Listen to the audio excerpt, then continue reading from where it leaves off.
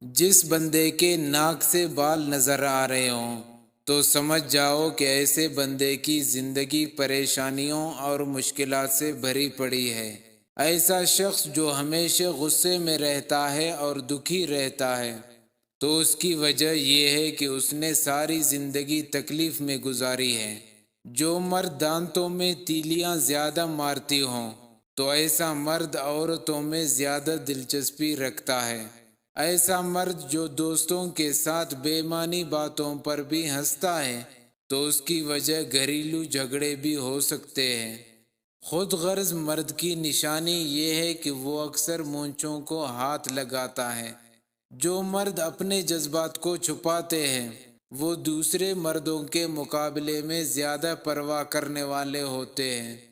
سونے سے پہلے جس آخری انسان کے بارے میں آپ سوچتے ہیں تو اس کی وجہ یہ ہے کہ اس شخص سے آپ کو محبت ہے یا اس نے آپ کو گہری چوٹ پہنچائی ہے۔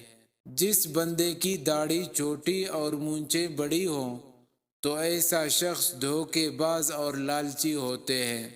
ہمیشہ پیٹ بھر کر کھانے والا شخص کاہل اور سست مزاج ہوتا ہے۔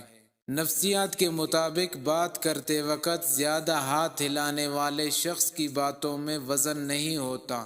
جو مرد تکیے کے ساتھ ٹیک لگا کر بیٹھنے کی عادی ہو تو ایسا مرد سنگ دل ہوتا ہے۔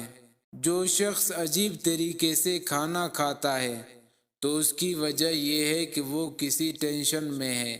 جو مرد ٹانگ پر ٹانگ رکھ کر بیٹھنے کی عادی ہو تو اکثر ایسا مرد خوشامد اور چاپلوس ہوتا ہے۔